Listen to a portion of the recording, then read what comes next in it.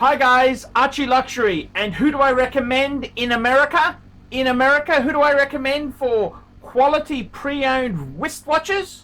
David SW, David SW, David SW. Go to davidsw.com. He is the best, the greatest pre-owned dealer in all of the United States of America. David SW, David SW, David SW.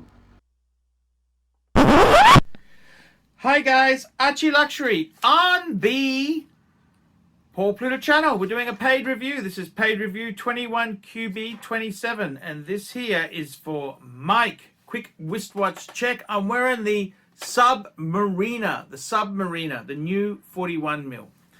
Okay, greetings Pontiff. I go by Michael, and I've had several reviews and phone calls with you, though I understand I don't, if you don't recall, given the volume of advice you handle.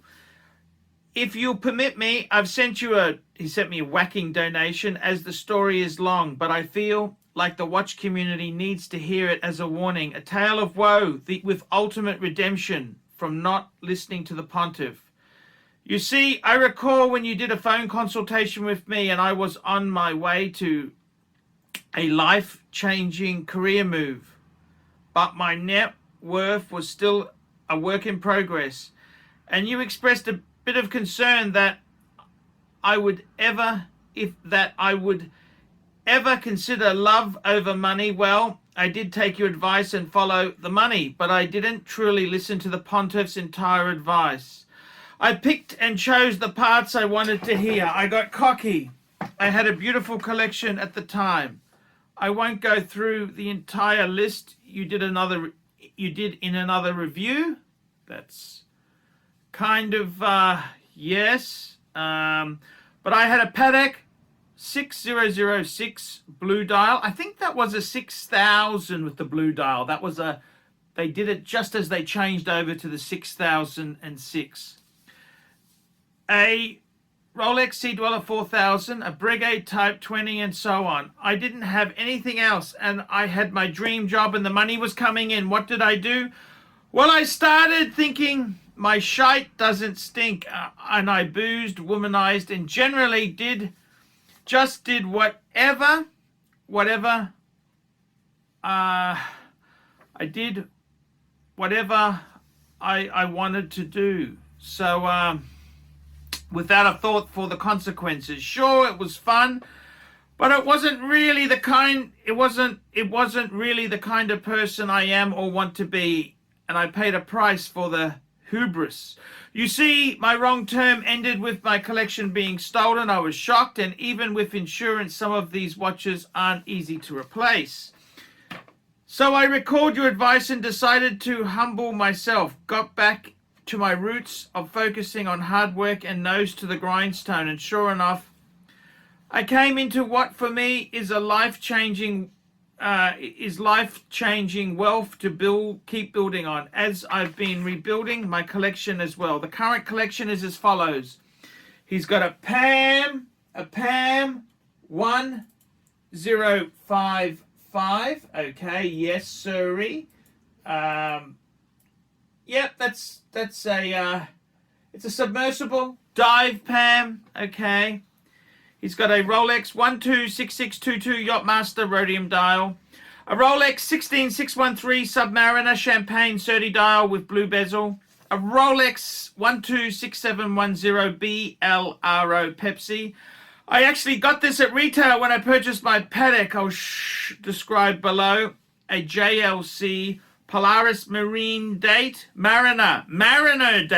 Sorry, I had a liquid brunch one day and bought this used but barely worn, but I actually ended up wearing this one as my daily driver. It's actually a highly underrated diver, though the retail price would be more than toxic. A Vacher and Constantine Overseas Gen 2 chrono with blue dial, and my Grail Lifetime Achievement watch, my Patek 5205R with cream dial.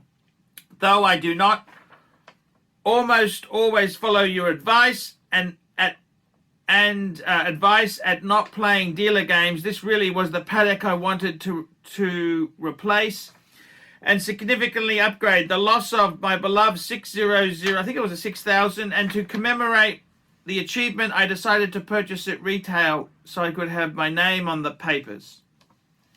I know that's foolish, but surely the pontiff can forgive such a sin, and as I said, fate was shining on me because I was able to buy the Pepsi at retail, so it's hard to feel like I ended up behind on that two-piece combo. Pictures are attached. Now, Pontiff, I am more than happy with the collection. To be honest, when I sat there with my new Pepsi and Paddock 5205, I thought to myself how a man has way more than he could ever need with just those two-piece combos. But I'm not a car guy, and there's no way I would sell the other pieces. I have an 8-slot watch box, so why not complete the collection of 8+1? So I humbly ask for your advice on what 2 watches I should add.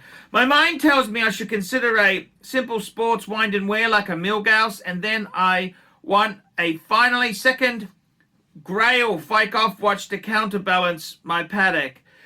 As you see, other than the Pepsi and the 30 dial, which is my one Miami watch, I don't really gravitate towards showy watches to get recognition. I don't wear the Yachtmaster, it's my son's favorite Rolex, and I had a chance to get it at retail, so I bought it to keep for him when he graduates. My idea for the second Grail are the Lange Zeitwerk, perhaps a Lange chronograph, maybe a second Paddock. My budget is approximately 80,000, and then the books close on my collection. As soon as they let you out of Australia for travel, Archie, I will be on the list of benefactors to finance an Archie North American tour. Yours, Michael.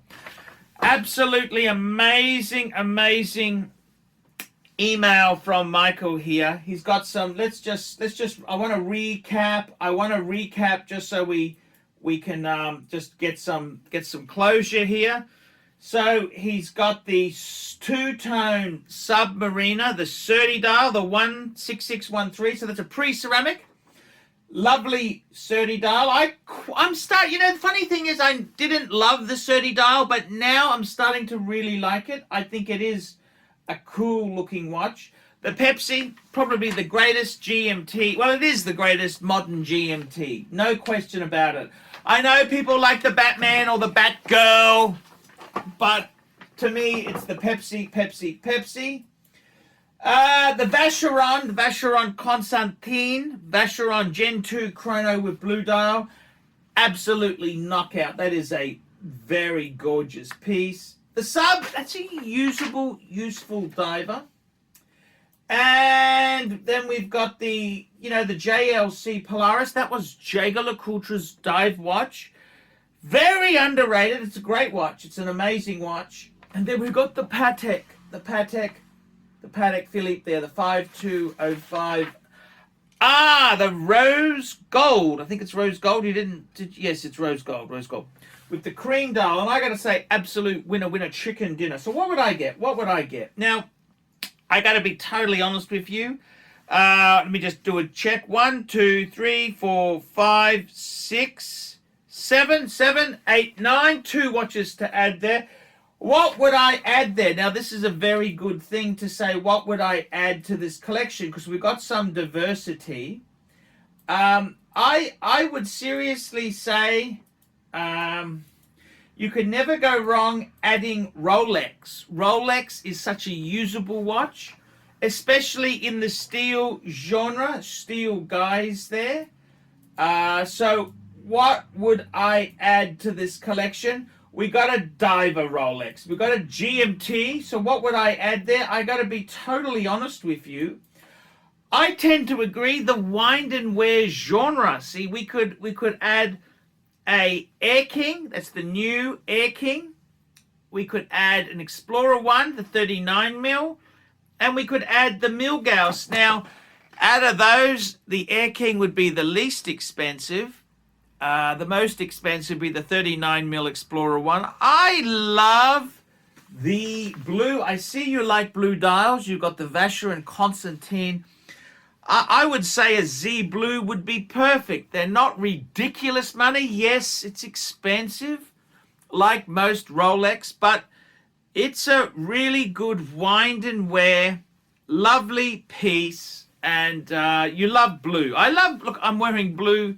I love blue. I love blue.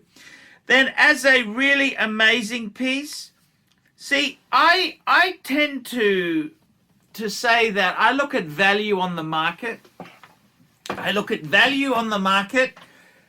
What would I buy this? Look, the Zeitwerk is amazing. A Lange chronograph is also amazing, but I don't know if you need it because you have got you got a chronograph in the Vacheron. You've got the Zeitwerk. Oh, there.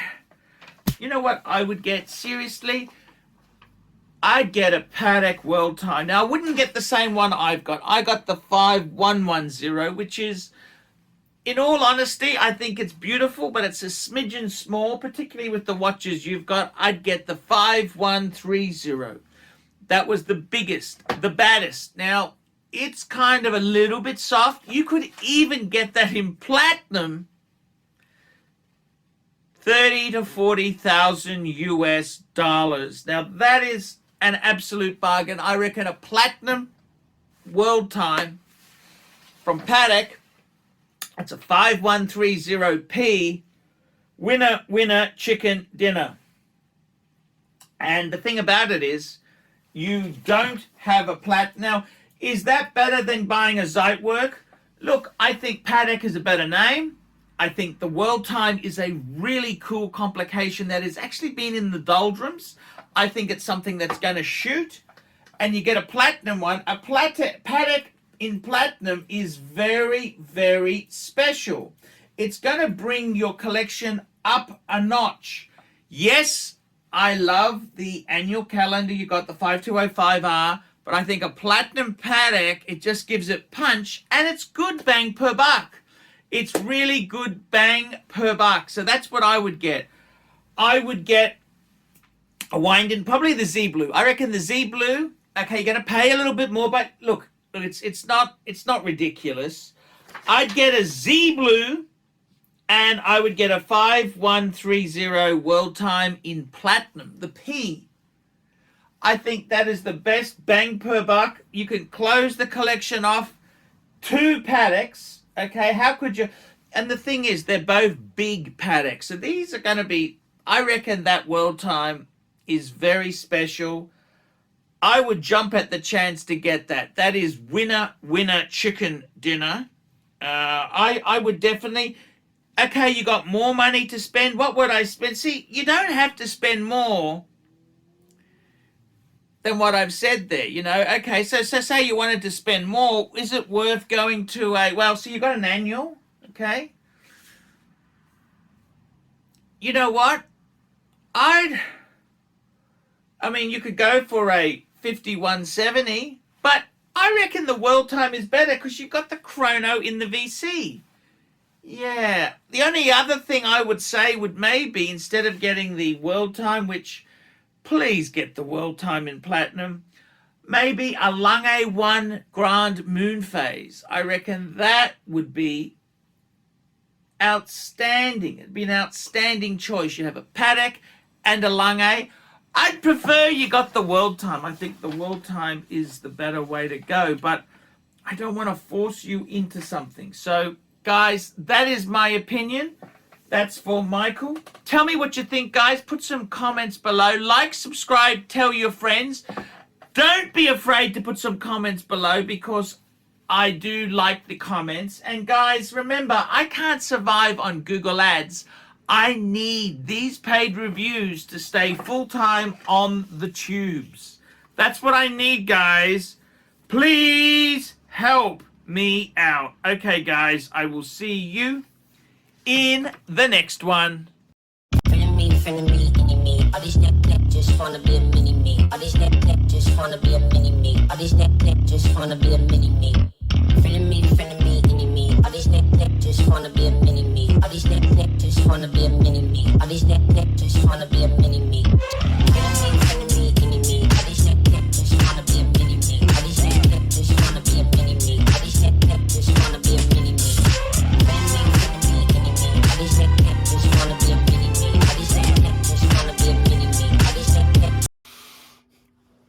subscribe and tell your friends, and don't be afraid to get a paid review. $50 for a paid review. It helps me stay full-time on YouTube, and I will see you in the next one. $50 paid review. I can't survive on Google Ads. I need your support. And guys, you could also sponsor me on Patreon. Patreon allows you to pay as little as $1 a month to keep me on YouTube. Hey guys, ArchieLuxury. Who do I recommend for watches in Brisbane and Sydney? Vintage Watch Co. That's correct. Vintage Watch Co. in Brisbane Arcade in Brisbane and the Strand Arcade in Sydney. Vintage Watch Co. Brisbane and Sydney. Ronnie, I've known him since the late 90s. Ronnie is a top bloke. Luke is a great guy. Vintage Watch Co.